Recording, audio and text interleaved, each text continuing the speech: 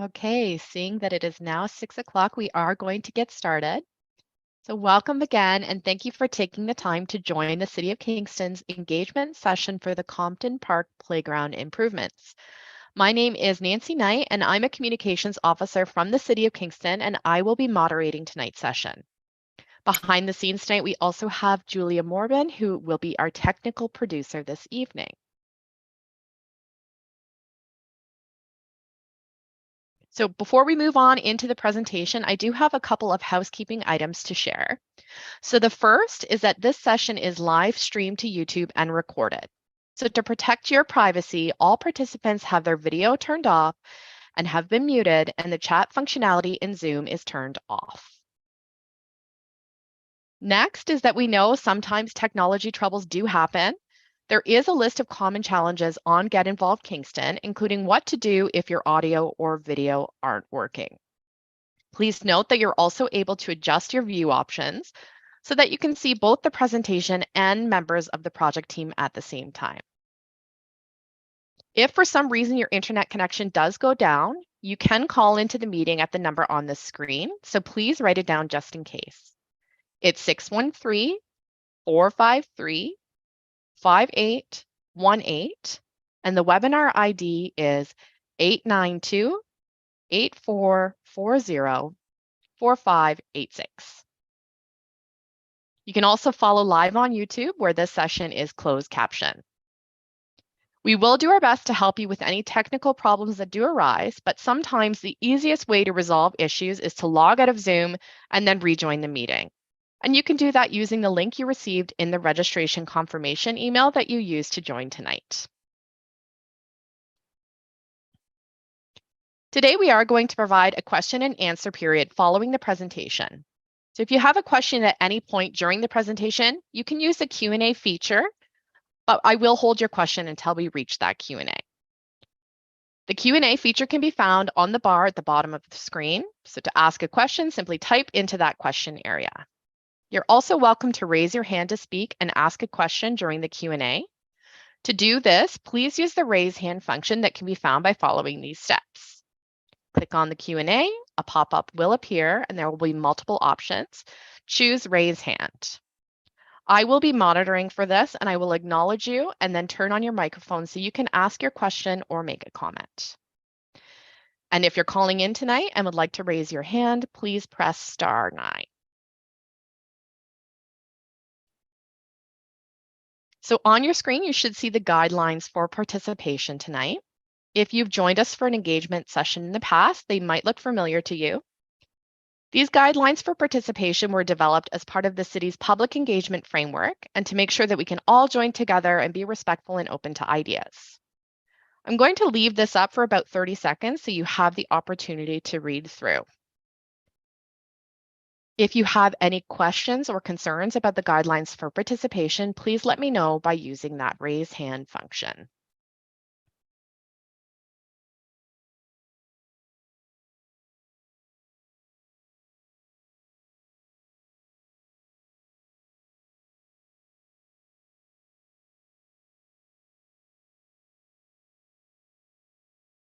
So thank you, everyone. Seeing no objections to the guidelines for participation, we are going to proceed into this online engagement session following these guidelines. I'm now going to pass this presentation over to Shanda Sames, who is the Parks and Open Space Coordinator.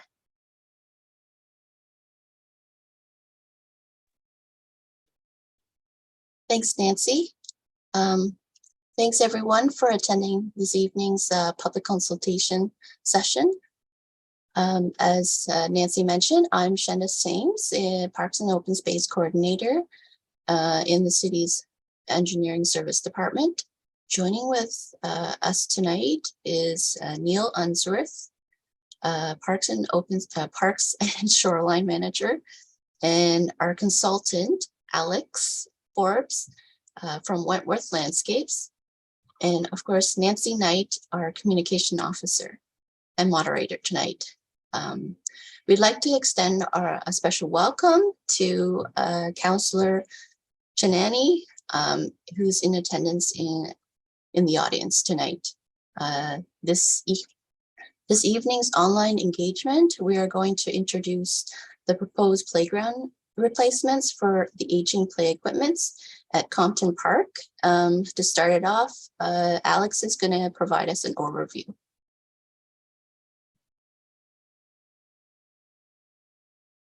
Great, thank you. Perfect. Thank you, Shanda, for the introduction, and thank you everyone for joining this evening to discuss the new Compton Park playground replacement.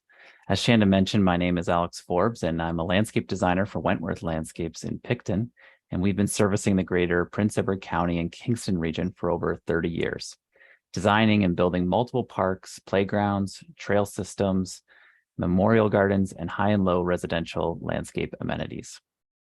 Tonight, I'm excited to present our two design concepts for Compton Park located in the south end of Kingston.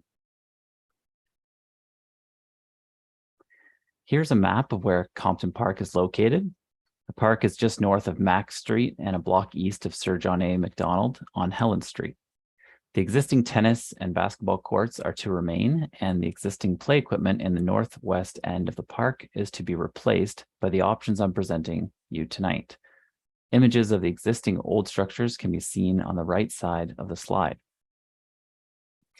The role of this park renovation is to provide a safe and highly accessible place for children and local residents to recreate, relax, and enjoy the outdoors. The park will also be designed according to Annex H accessibility guidelines, which ensures that all new construction playgrounds are accessible for every child, ensuring all children can have fun when they visit the park. The guideline considers all types of play, such as creative and cognitive play, physical play, quiet retreat play, and social play. On the following slides, I will show you two new layouts of the playground to choose from that we have developed alongside the City of Kingston, and I will also be presenting different play equipment options for the park. After the presentation has been completed, you can visit the City of Kingston Get Involved platform, where you'll have an opportunity to fill out an online survey regarding this park. And as Nancy mentioned, there will be a Q&A period at the end of this presentation as well. This is the proposed layout for Compton Park Playground, layout A. One second. As mentioned, the existing play structure and swing set are to be removed, and the new playground area will combine the new structures into one play area instead of two separate spaces. We are proposing a 2-meter wide asphalt pathway that connects Helen Street to the existing basketball and tennis court area. This path will be less than 5% in slope, making it accessible to people with mobility challenges, and it will be wide enough for 2 directions of pedestrian traffic. Existing deciduous trees are to remain and provide shade for playground visitors. In the middle of the pathway, there is a concrete pad with 1 bench and a raised curb at the back of the pad for accessible seating. This seating area faces the playground so parents can watch their children play. The playground is located to the north of the pathway, and there is a concrete rolled curb, barrier-free entry to the playground. And the playground safety surfacing has a rectangular layout and is made from engineered wood fiber. And now I'm going to show you the play equipment options that we've chosen for option 1. This is the play equipment proposed for option 1, and it consists of 1 large play structure with multiple play elements and a double bay swing set. And as I mentioned earlier, the play equipment chosen meets the recommended accessibility requirements as stated in the Annex H guidelines. The play structure includes play elements such as a double scoop slide, which encourages group play and racing potential. There are inclined floating stepping pods, which are hanging by chains so they wobble around as children step from pod to pod. The floating steps then connect the children to a circular overhead monkey bars, as well as a tri-spinner. There are 2 climbing ladders on either side of the structure, which connect to the main platform. And on the top of the platform, there's an educational fairy game panel that teaches children how to count while competing against a friend to see who can reach the end first. And there's also a Play Store counter and a race car panel at the base of the structure, so children can use their imaginations and play coffee barista or pretend to be a race car driver. And there's also a wheelchair transfer station at one end of the structure as well. The double bay swing set includes 2 belt seats and 1 baby seat swing and 1 accessible bucket swing. And now I'm going to present the second playground layout that you can choose from. And this is the proposed layout for the playground, and this is called layout B. As mentioned, the existing play structure and swing set are to be removed, and the new playground area will combine new structures into one play area instead of 2 separate spaces. This option offers the same elements as layout A with the asphalt pathway and concrete bench pad, except the layout of the safety surfacing is more oval in shape and the play structure is different, which I'm going to show you now on the next slide. So this is the option 2 play equipment that you can choose from, and it consists of 1 large play structure with multiple play elements, the same double bay swing set as option 1. And as I mentioned earlier, the play equipment chosen meets the recommended accessibility requirements as stated in the Annex H guidelines. The play structure shown on the left side provides a multitude of play elements. It has a double scoop slide, which encourages group play and racing potential. It also offers 4 separate ways to reach the platform from the ground. The first being a traditional set of accessible stairs. The second and third being a twisted and undulating ladder to increase the difficulty level. And the last being a miniature rock wall to simulate the ever-challenging feat of climbing a real rock wall. The structure also offers an imaginative cartoon art panel and games that can be reached from the ground.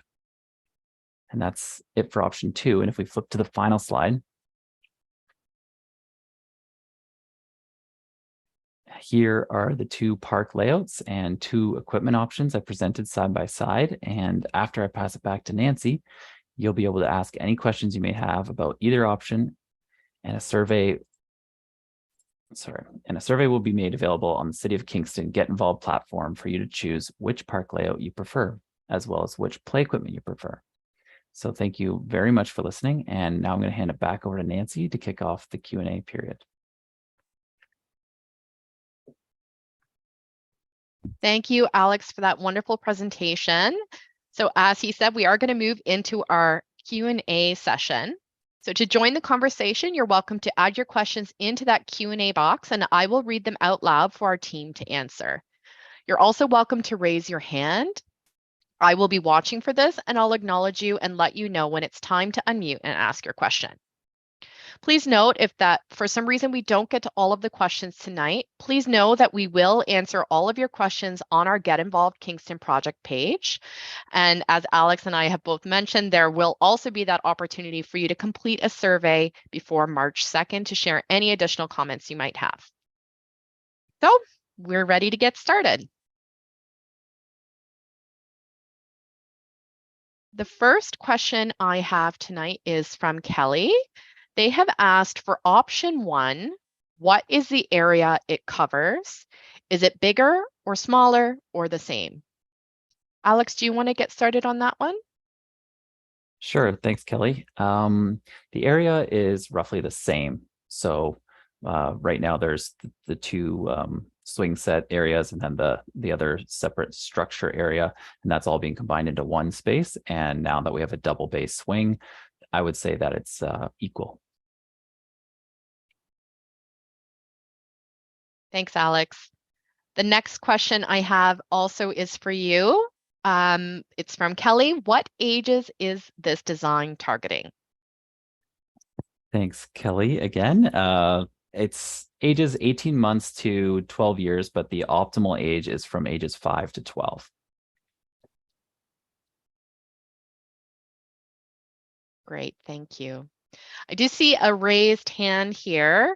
Bridget, if you'd like to go ahead, you can unmute and ask your question. Hello there. Thank you. So I live directly across from the park at 116 Helen Street. And I notice in the design, there's very little seating area. And seating has always been an issue currently or in the past, mainly because there used to be more seating. And for some reason, the city took one of the benches that was directly under the tree that's sort of between my neighbor's house at 120 and my house. And then we were left with one bench near the tennis courts, which makes it really problematic, especially if you have a toddler or a very young child, because they tend to go for the street. And so if you're sitting on the bench, which would be sort of on the east side, I suppose, you're having to really, use your best running skills to get between your child and the street before they get to it. So that would be one thing, just in terms of accessibility to the children that are going to be around the actual street. And just as I said, the fact that there's only the one bench. I know they added benches for the tennis court this past summer, but that's facing the tennis court and not the park. So it'd be nice if that could be considered. Thank you very much. Thank you. Shanda, would you like to comment on this? Thanks, Bridget. We'll take these into consideration in our final refinement of the plans.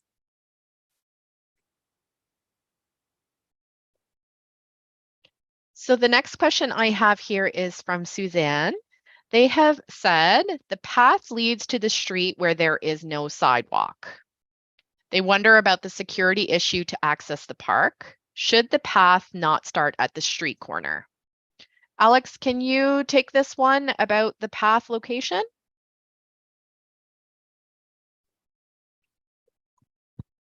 Yes, sure. That's the direct path that we created was directly across the path. Currently, there's no sidewalk intersection built at the corner of Crothers and Helen Street. So there's currently no path to connect to that corner. And that's pretty much all I have to offer on that topic. Please go ahead, Neil.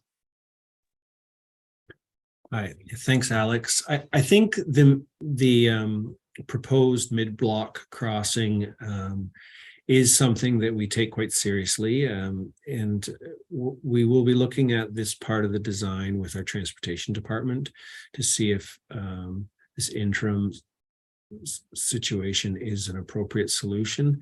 We did already do some early canvassing, and the street is a lower volume street in comparison to the 2 or 3 on the other sides of the park, and felt that mid-block crossing did have potential to be a safe and appropriate crossing without any formal traffic controls on it.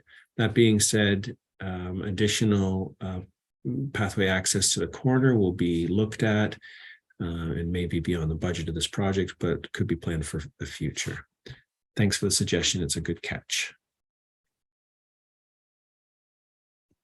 Thanks, Neil. So the next question I have is from Jordan. Jordan, I do see you have some extra comments in your question, so thank you so much for the information. We are going to capture all of that after today's session. I will direct the question specific about landscaping and water management to Alex, if you can take this one. Jordan has said this park has long-standing groundwater and drainage issues. The area to the south of the 2-meter path in the first design will be inaccessible for up to 2 months each spring. So can you tell us a little bit about the landscaping or water management improvements that could be planned for this project, Alex? Sure. Yes, thanks, Jordan. We are going to be doing a revised grading plan for the area that surrounds the playground. And this typically manages overland flow of water to make sure that it's going to shed away. And in some cases, if it's too flat, then we will add a drainage sump where water can infiltrate in it gets to the groundwater a bit easier, and rather than sitting on the surface. So that's the plan. We are aware of these water issues.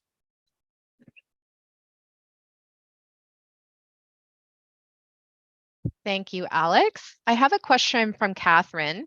Catherine's asking if you could confirm if option 1 is the same playground equipment as the structure that's recently been installed at Gibson Park.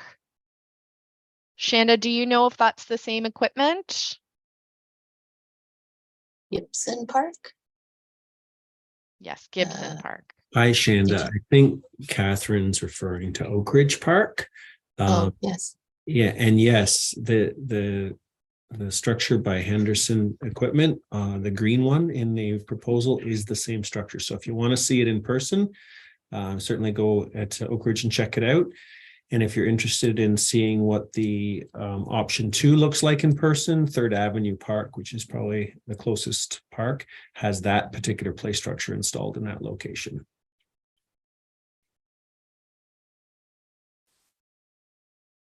Catherine, I do see your hand up. Please go ahead. You're welcome to unmute. Hi there, thank you. I'm here with my 2 children who are 8 and 10, who live adjacent to the park and spend a very large amount of their time in the park.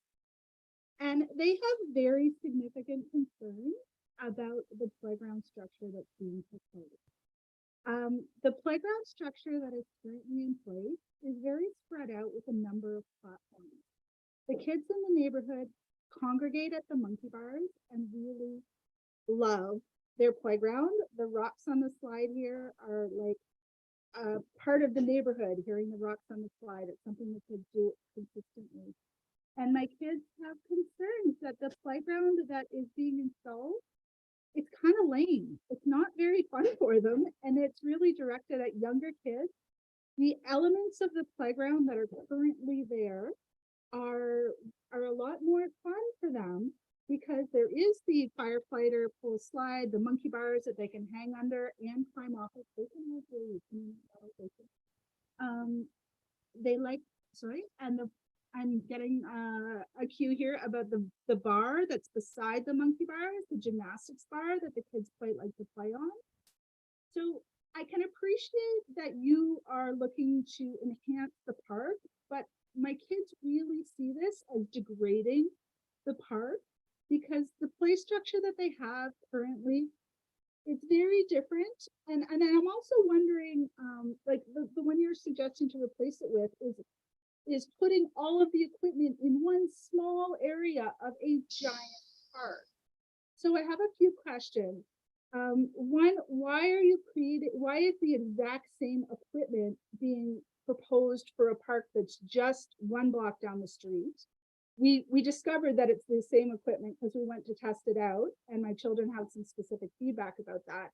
But also, why is all of the equipment being pushed into one small area of a very large recreational space for our community to use? Because right now there can be smaller children at the smaller swing, older kids playing at the larger swings, and kids actually come to this park and like organize like gym class type games amongst themselves. And I think you're really selling the children of the community short by installing a playground that is a lot safer, but way less interesting and fun for them. All right, Neil, go ahead. Yeah, hi. Nice to hear from you, Catherine. I think there were 3 things that we heard in your comments, but we were having a hard time with the volume. So maybe Shanda and I will connect with you offline after in the next few weeks and talk about some of those things in more detail, if that's okay. But what I did hear was one, that there are certain elements of the existing structure that are exciting, and we don't want to lose those. So maybe we can again connect a bit offline and talk about some of those in more detail, because there is a potential in either option of the playgrounds proposed that we might be able to make some adjustments based on the feedback that we're going to get today and then in the survey. And maybe some of those adjustments could help the new play equipment be as exciting as the old play equipment. So I guess that was the first comment. The second comment was about why would we consolidate the 2 play areas into 1 play area? We do that for a couple of reasons. The main reason is cost, to be honest. When we can have play areas that are closer together, we economize on the amount of construction costs. That being said, we don't put them too close together so that they're unsafe. There's standards that we have to follow, and we make sure that we have sort of more than enough wiggle room in order to have those proper fall zones. We also find that there can be some benefit to being able to go back and forth between the play equipment while on the same play surface. Although, as you've noted, there could be some debate about that.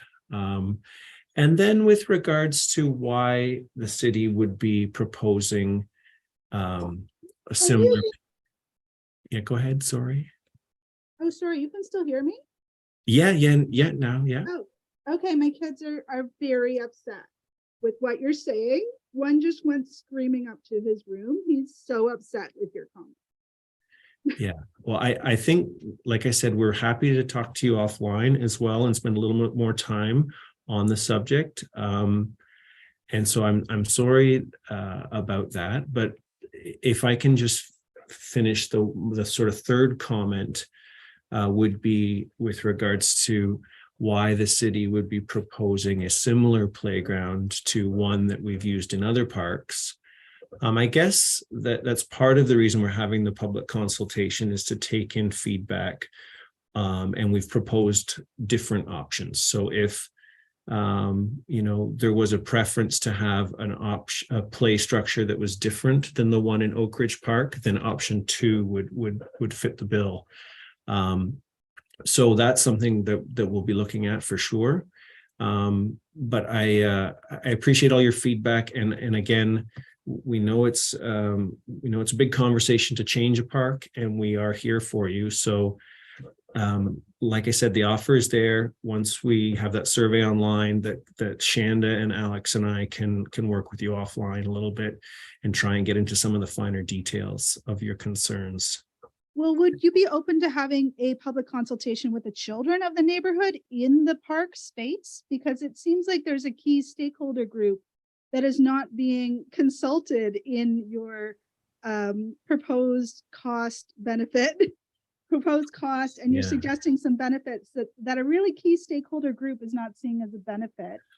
And Sure. My second question I'd love for you to address is the option 2 equipment it's really geared for younger children, and it's a very small play structure, but is quite similar to the age and the play structure that's currently at Elder Park, which is about half a block away. So I'm wondering why there would be a proposal to sort of take that, to replicate the playground equipment for the designated age group that is being met quite well at a park that is also like half a block away. Yeah, so 2 questions again. Absolutely, we want to hear from the kids. That's really important. They are the experts. So certainly, again, we're willing to meet offline with you. With regards to Elder Park, which is on, I believe, Alma, the play structure in that location, I think there's quite a bit of variety in the play value of option 2 that is on the proposal tonight. So what I would suggest is we have a look at if option 2 is of interest to members of the community. Have a look at the one that's in 3rd Avenue Park, which is essentially the same style of structure. And that would get us a real firsthand experience. And then we can, again, after residents have had that sort of opportunity to see it and firsthand, then they can provide the feedback into the survey. And I think at that, if it's okay, Catherine, for the moment, we'd like to move on to a couple other questions, but maybe we can come back to you if you have more questions. I just want to add to that, in the online survey, there is a question about asking what is your favorite feature of the existing structure. That's to kind of understand what people really like about this area. So we are welcome. We're really happy to hear more feedback, and we can adjust. Okay, thank you, everyone. My next question here is from Joan. They have asked if there is a paved path currently, and as a second question, where is the basketball net? So Alex, can you take the one about the paved path? Maybe Shanda, you can jump in about the basketball net. Yes, there currently isn't a paved path that cuts across the park, and the basketball net in this layout drawing, you can see this little black dot that's just south of the asphalt pathway, and I believe that is the post of the basketball net.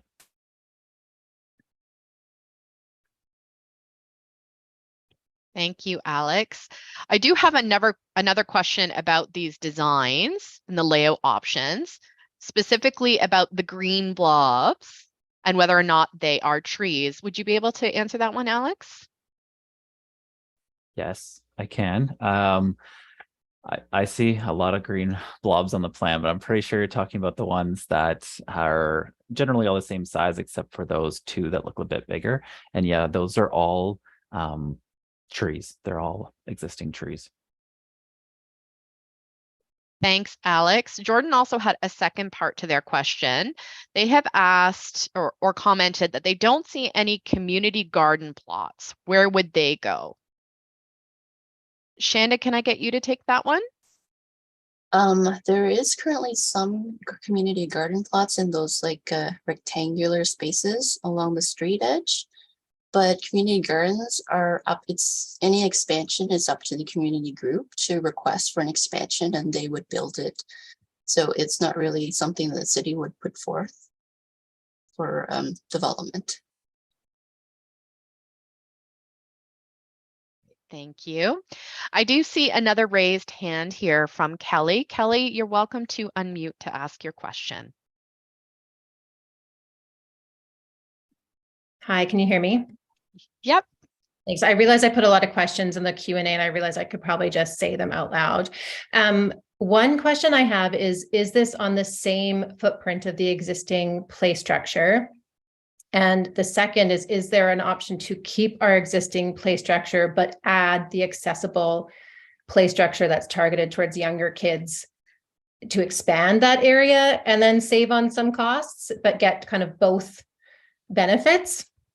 My third question is, this is a really engaged community, and it would be really nice to have an in-person meeting or at the park meeting where the kids can give their input, but also parents. Like I see one bench and I share, I can't remember who said it, they're concerned about there being one bench because parents gathering is sort of what we do. And we lament often the lack of seating, but often for the older residents of the neighborhood, there's not a comfortable place to be long-term in the park if you're not mobile to sit on the grass or whatever.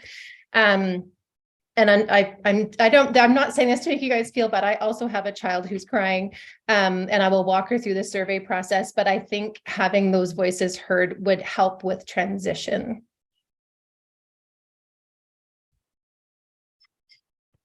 Shanda, would you like? Oh, Neil, please go ahead. Yeah, that's a really fair thing to say. Thank you very much for saying it that way. With regards to the existing structure, the intent of the project is to remove the aged play equipment. We have a condition assessment of all of the play equipment in the city. There's almost 120 parks with playgrounds in. And we are trying to target the ones that are in the worst condition and that are the most ready for replacement. The problem with leaving a really old, and your play structure is in quite poor condition compared to sort of that whole blend of playgrounds across the city. And it's just a function of its age. So the problem with leaving a playground structure, whether it's a swing set, an older swing set, or an older play structure, is that while it might have been in the community for 25 or 35 years, its life expectancy is really on the edge is on the edge. So if we leave it, you know, it might only be a matter of, you know, a couple more years before it would have to come out for sort of significant safety reasons. It's still safe now, but we want to get ahead of that. So the answer is no. The play equipment that's in place now, including the 2 sets of swing sets, really does need to be removed. Yeah, I don't think the swing sets are precious to anybody, and seeing that they're directly replaced is fine. When you say poor condition, do you mean like there's bolts rusting or something's going to come apart? Because part of me feels like we could just paint it and spruce it up or do some general maintenance, because it's metal and built. It looks sturdy to me. Yeah, the one thing about these old, large-scale welded metal structures that is of sort of high concern to the city is that you actually can't see how it is slowly eroding over time, because they rust from the inside. You need to paint sometimes. I think these ones have been painted a couple times over the years. And at a certain point, the actual structural integrity of the columns and the platforms, they all start to get to a point where they're not suitable. So again, the goal will be to try and understand from the community what parts of this structure are most attractive to the community, and to try and do the best we can to put that in the new structure. On the question about seating, maybe you could just enlighten us, because we do see a number of small sort of seats around the park. None of them are really connected with pathways, but how many benches would work in your opinion? I mean, I think consulting the parent groups who use the park with their kids would probably be a better answer, but right now there's 1 bench. So more than 1 bench would be welcome. More than 1. Gotcha. That's fair. And under the big tree, I'm not exactly sure if it's on the same footprint. If it is, there is a large tree there where the bench used to be. Yeah, I see. But the new bench, or the newer bench, was put on the opposite side where there is 0 shade, and it's not a nice place to sit. Yeah, thanks. I'm looking at an aerial photo of it right now. I see what your comment is, and I think our designer understands that pretty clearly. So we'll work on the seating with that in mind. Thanks. And yeah, just to follow up with Neil, he's correct. We are trying to get seating a bit closer to shade, and using that large deciduous tree as the shade is kind of the goal. Now we can only get so close to that tree with this accessible concrete pad that we want to propose with every new bench. So we are trying to get as close as we can to get it a more comfortable sitting area. I have one question, Alex, since you're the designer. Option 1 and option 2, are there other options of similar accessible play equipment? Like, because I think if you ask the kids the elements they like, I don't see them in these designs, and there are playgrounds that we've played on with these designs. But are there other ones we could look at? There are plenty of options out there. And based on the survey and all the features that are listed in the survey, there's little tweaks you can make to even the structures we're showing here that can just kind of tack on the key features that come up in the survey. Okay, thank you so much. You're welcome. All right, the next question I have here is from Kyla. They've said this is not about the play structure per se, but is there any way that we can get a dog park in the neighborhood? There are so many dogs and no options other than Memorial, which is too far to walk. Neil, are you able to take that one? Yeah, I can. The answer is no. I'm really sorry to be so quick to answer, but the city's dog park policy calls for a minimum area of 1.5 acres for a dog park. Typically, those are requested by community groups, and there's kind of a test that staff have to put those requests through, certain distances from houses, certain distances from playgrounds. And then, of course, finding a piece of land that is adequate size. Compton Park is just not big enough. We would have to eliminate every element in the park, including the tennis courts and playground, in order to have a dog park, just because of the sheer size that's required. the only piece of land in the area that would be, there are pieces of land in the area that would be large enough, but we find that it would be very challenging to get a dog park in any of the existing lands in the current area of the city. Thanks. Thanks, Neil. The next question is from Stacy. They have asked if these are the confirmed two options. They're wondering if a natural playground is something that would be considered. Many communities are integrating logs and wood structures opposed to plastic structures. Shanda, would you like to take this one?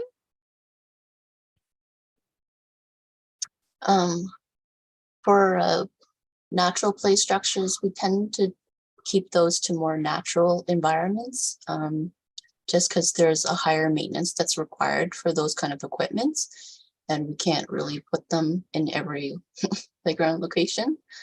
So we try to limit those to more like natural environments that are already close to woodlots, so it blends in more into the environment. Thanks, Shanda. I do see another raised hand here. Jordan, if you'd like to unmute, please go ahead.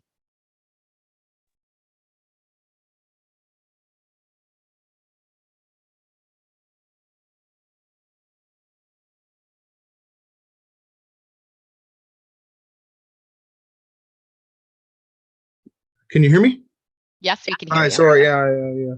I agree with all the comments that have been made so far. I think that you're missing the mark a little bit on both of these options. They strike me as quite smaller than the existing structure and not particularly appealing to older kids. The kids, especially the older kids, but they're good at incorporating younger kids too. They play this game called Grounders on the climber. They go on the outside of it and the inside of it, and they make use of it all. There's kids over there by the swings and everything.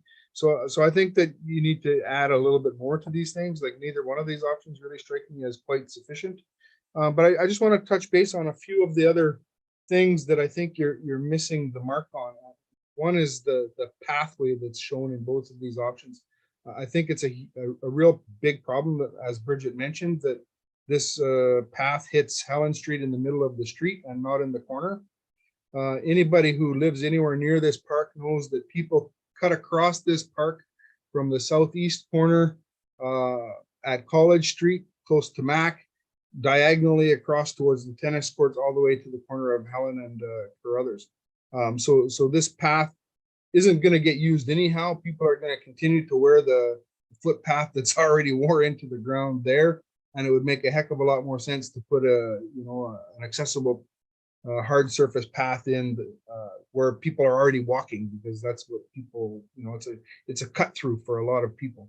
And so I think that the actual usage of the space needs to be taken into account, and related to that, the positioning of your layout A and B interferes entirely with all of that, cutting through sort of walking. And some of the, I don't want to cast aspersions on people, but some of the people were quite happy that they pass through and don't stop. So I don't think we want to make that pathway in the position that it is. I think it's not a good layout, and that this climbing structure should be repositioned a little further north and a little further away from the pathway, or the pathway north of it, and the climbing structure moved a little bit south and west and rotated 30 or 40 degrees. The other thing, again, around the seating, in the northwest corner, there's a picnic table, and people like to come there and sit and have lunches, and it's quite close to the existing swing set, and it's often people with infants that come and put their young ones in those little swings and have a little picnic and so on. Are we going to retain that picnic table, or are we losing that too? In terms of the picnic table, we are not planning to remove it at this point. It's obviously not in the area of construction. Thank you for all those comments on the pathways and alignments. We will take that in consideration as we further refined. in terms of the structure, you're saying it's very small, but maybe the images don't show itself very well, or Well, there are, like, the size of platform areas where kids can be standing, like just in a footprint, it looks, you know, probably comparable in size, but the existing structure has quite a considerable platform area that I don't believe this one has. Maybe layout 1 has it, but for sure layout 2 doesn't. yeah, we were just trying to provide as much play value we can within the budget. So, but thank you. And I get it, these things are super expensive. I understand that, but the structure we have, I think it's got at least 10 more years in it. It's it would be nice if we could add an accessible structure to have accessibility without losing the functionality that we already have. I mean, it looks like we're giving up a lot of things. And in fact, there's the third thing that some people have referenced, which is those gymnastic bars, the uneven bars that are there that are disappearing altogether. So there's really a third element that you're not really mentioning that's also disappearing in all of this. Yeah, we can adjust those elements within the existing structure. Obviously, definitely after we've received all the feedback and hear what people have to say. And I may have missed it. Is this a rubberized like ground structure, or is it like right now it's just rocks, gravel, pea stone kind of things, which No, the it's kids love playing with. I have to say, like the rocks is like one of the biggest features that attracts kids under 8 to this park. It's proposed to be an engineered wood fiber. It meets our accessibility standards. Currently, that's what we're proposing. Sounds like a place that will be popular with cats. I'm not so sure. All right, thank you.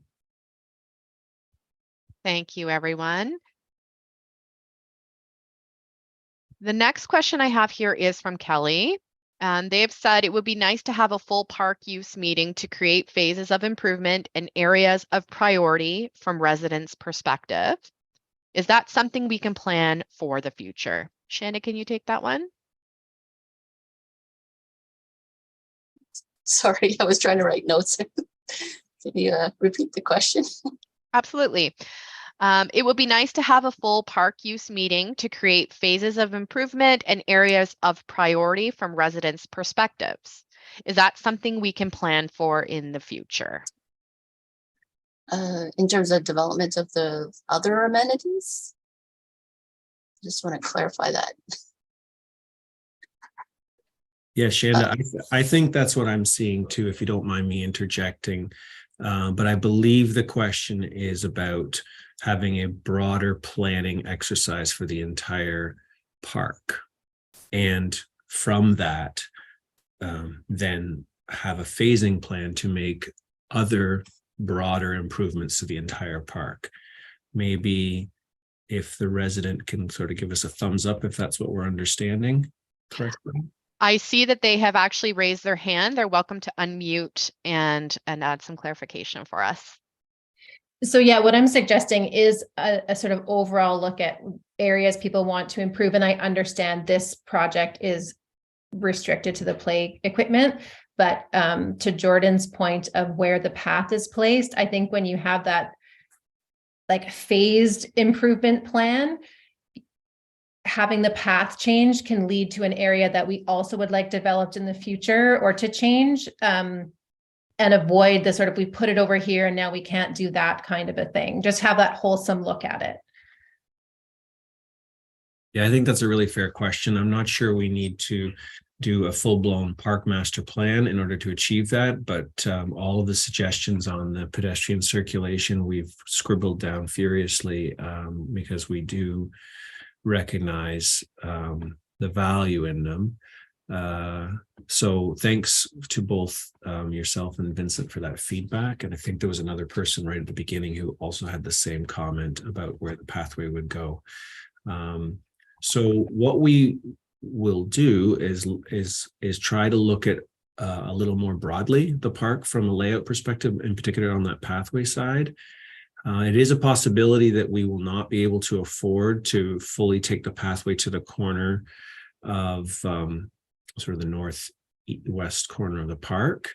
But certainly planning for that in the future is important. And if we can only take the pathway from the current basketball paved area to the playground, at least we have an accessible route to the playground. But yes, agree completely that we don't want to put things in the wrong spot, so that in, whether it's 2 years or 22 years from down the road, that as the park grows, that we've put stuff in the wrong spot. So we would show those dotted lines in the proposed final plan for community feedback. And yes, we will look at it more carefully. Thanks. Thanks, Neil. I do have 2 questions or comments about amenities, like if picnic tables could be added or a covered pad with tables for gatherings. Would you like to comment on that, Shanda? We can consider the picnic table if it can fit within our budget. As for the covered structure, it's not something we can probably afford. Thanks, Shanda. I do see some other comments about the play structures. Just want to reassure everybody, I am capturing all of that information, so we will be considering that feedback as well. I do have a question about the slide from Kelly. They have said the slides look very low. Can we have a taller slide? Alex, can you take that one? Sure. Yes, taller slides usually equal more dollars, but again, we are going to do our best to make this as close to how you would like to see it as possible.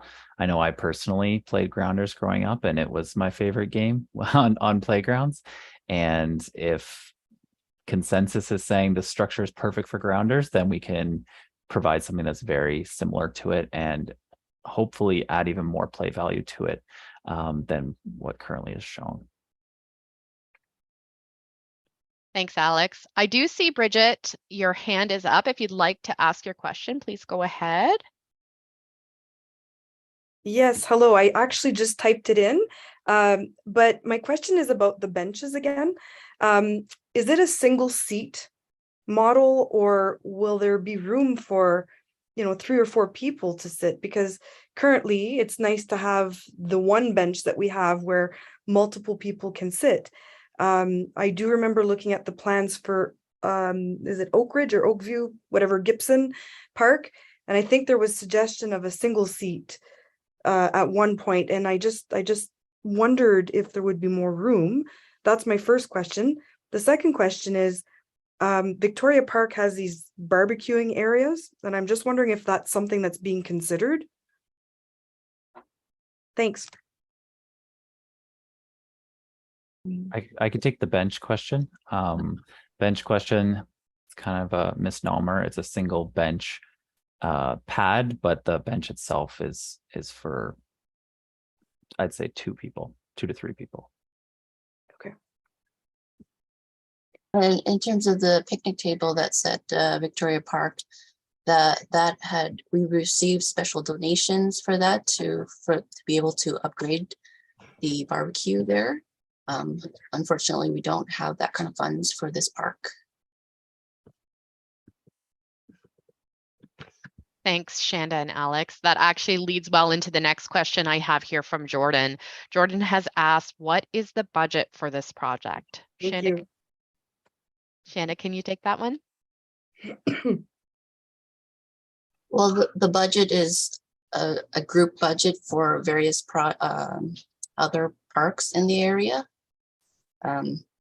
We try to kind of divide it up, but averaging, most of our parks are around $150,000 usually. Yeah, Shanda, I'm sorry, the microphone cut out on you. No, it's fine. You were correct in what you were saying. It stuttered a little bit. Our budget for the projects like this are typically $150,000 to $200,000. Sorry, that was just a little break in the day online. Thanks. I do have a comment and a question from Kelly and Michael here.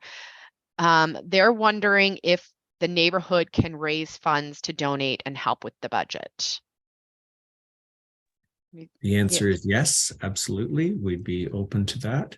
The timeline for the project is occurring essentially this spring. So, we'd like to have the design sort of wrapping up by the springtime, and then we would spend the summer trying to engage a contractor to start the project, and then the project would be under construction in the fall. As far as fundraising goes, if a parallel effort from the community for things like barbecues, like Shanda had mentioned, we had fundraising for barbecues in another park nearby. If that were to happen and the fundraising were to come together sort of in the right sequence, it could be integrated into this project. Or if it were to occur over the years, then certainly the city would be more than open to receiving a partnership with the community to improve the park with fundraising dollars at a later time as well.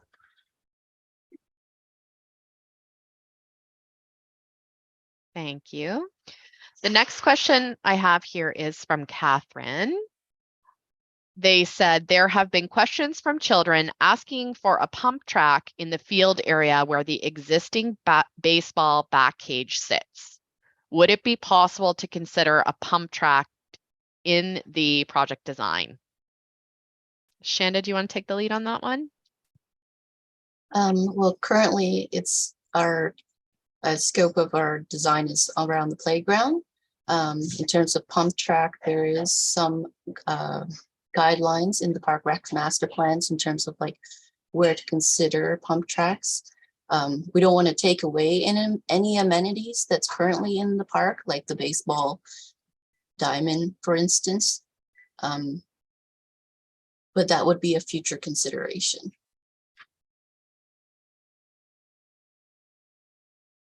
Thank you. So the next question is from Kelly. Their daughter asked if the new structure could be the same type of structure, but a new version. I'm not sure, Alex. Oh, Shanna, you want to take this one? You can. Sure. I can just feel the attachment to the park. I know my childhood park just got replaced in Belleville, and there is that feeling of loss, but the whole point of this process is the surveys and to hear what the people want in the park that they're going to be using it. So we're going to do everything that we can to keep it as you want it. In terms of trying to get the exact same structure, unfortunately, these structures are really old that the original manufacturer is no longer available to be ordering those kind of things. But as Alex mentioned, we can try to replicate elements of it to make it work.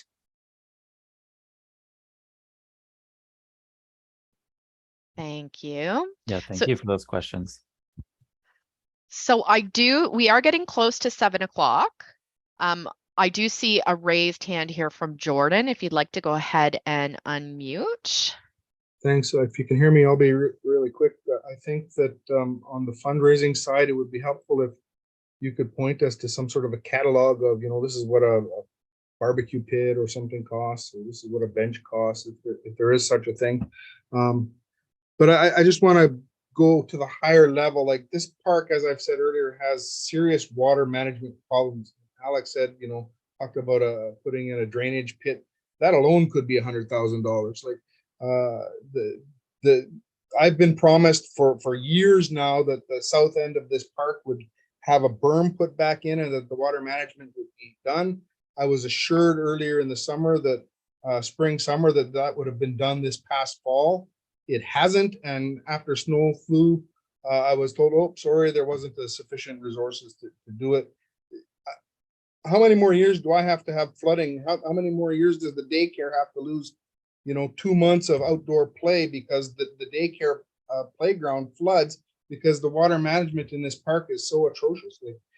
I love the outdoor rink that's there and everything, but the city has failed us in not managing the water on this park, and I'm not convinced that you're going to make it better by what you're proposing here. So I just there's a much broader water management problem that I don't think you guys are grasping, and it really needs to be addressed. The whole Ball Diamond area is and where the skating rink goes, it's a swamp. The city wouldn't even acknowledge that there's a catch basin in the park. It wasn't on their maps. It took 8 months for them to finally agree that it existed. Never mind to send a crew out to come and de-ice it.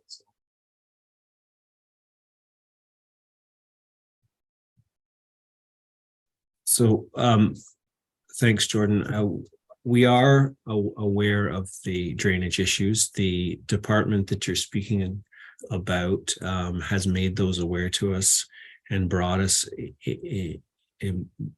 them to us, knowing that we've got this playground project coming and that we're going to have a contractor on the site who will have, an excavator and so forth and so on. So we are looking at that drainage as part of this project. It unfortunately has, like you say, budget implications that, we obviously, we can't take the money away from the play equipment itself, but there's only so much money to go around.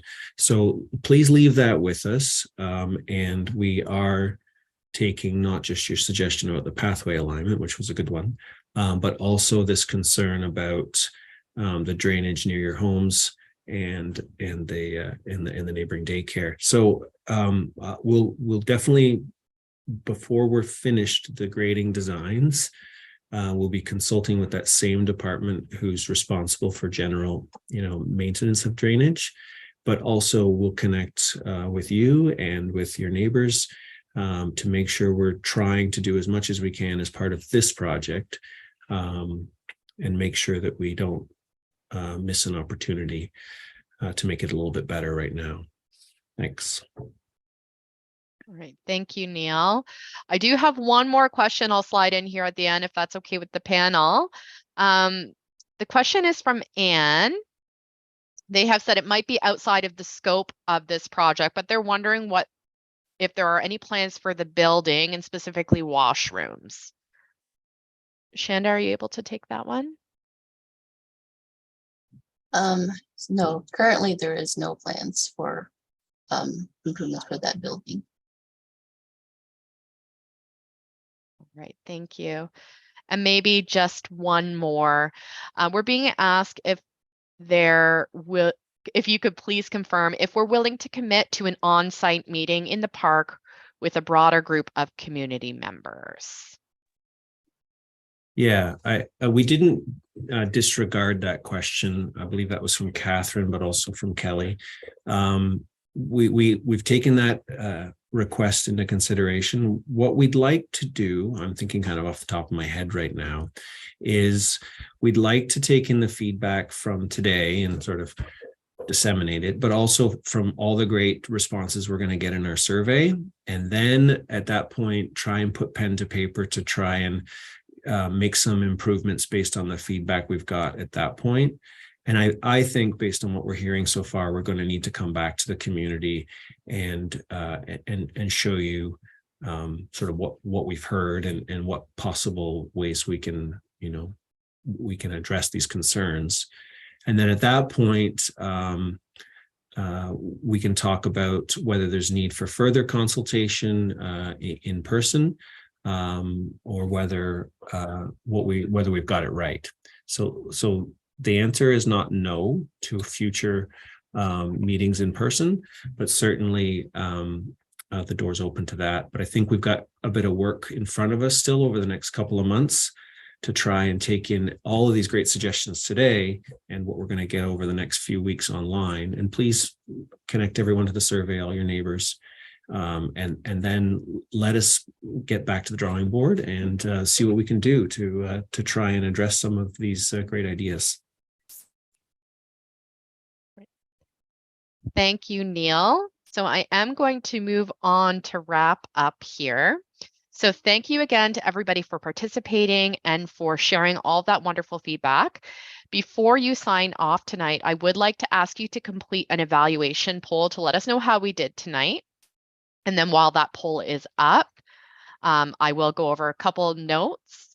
And the first is, as Neil just said, please visit Get Involved Kingston and add any additional comments you have to that online survey. Share it with your friends and family. It's going to be available online until March 2nd at 4 p.m. And if you visit Get Involved Kingston, you'll also see the option for a paper copy as well if you'd prefer to fill out the survey that way. The next note I wanted to share is that all of your input and feedback from this engagement session, as well as that survey, will be shared on the Get Involved project page. So if you've already signed up to receive updates about the project, you'll be notified when all of that is live on the site. If you haven't signed up to receive notifications, please reach out to Shanda and ask to be added to that project list. Her email address has been dropped into the chat, but you can also find it on Get Involved Kingston. So just give you a moment to fill out that poll. And thank you very much for joining us.